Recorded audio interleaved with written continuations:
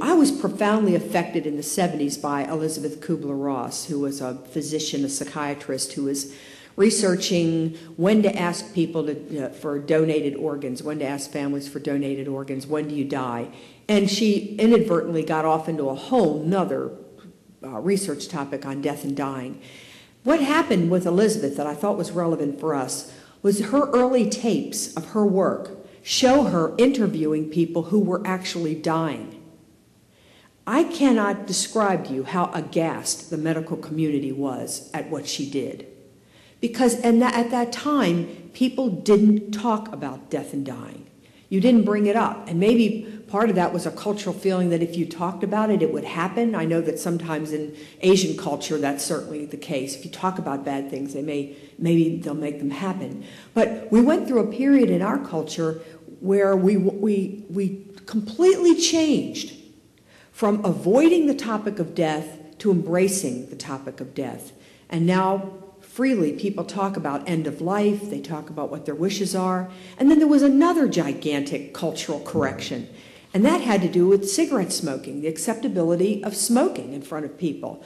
I can remember a time when you could smoke a cigar in an airplane, and if somebody turned around and gave you the "I'm choking to death" symbol, people just said, too bad. You know, it's legal. I can smoke my cigar in the airplane if I want to. You can't do anything about it.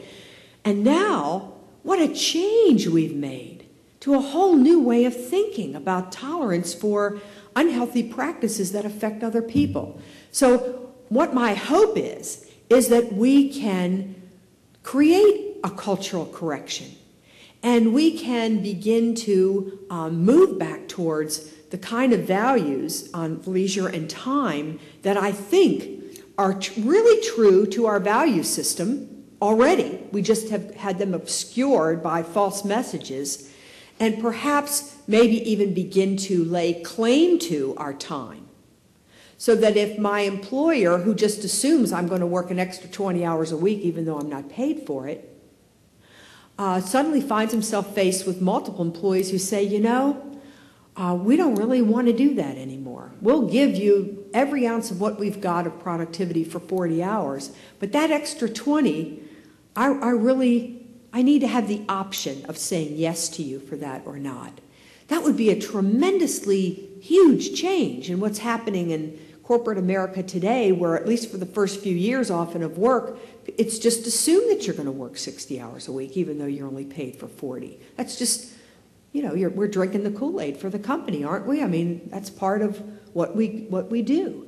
So as I looked at this, I thought, you know, well, how can we build the case?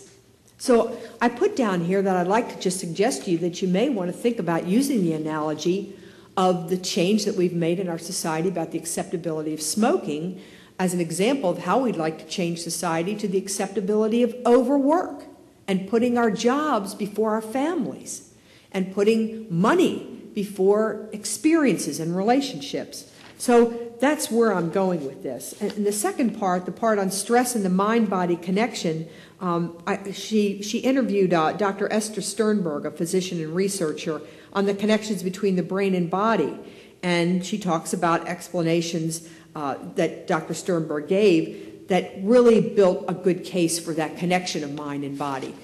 So that when we talk about trying to change our culture from a spiritual perspective, we're talking about a renewal of those old ideas of revering the body as, in the Christian tradition, the temple of the Holy Spirit, or in other traditions too, as, you know, as an example of the crowning glory of creation, or whatever way your tradition brings you to the table, the value of the body and the value of the spirit together.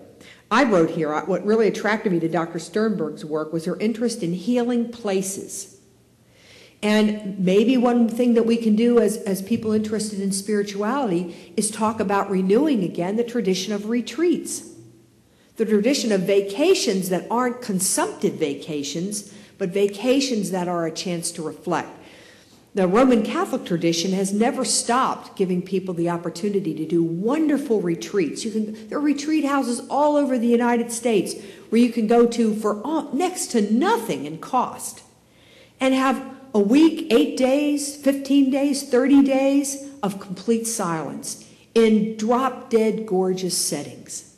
So that's another practical solution to the spiritual movement is the renewal of the retreat experience as a spiritual contribution to this idea of vacations.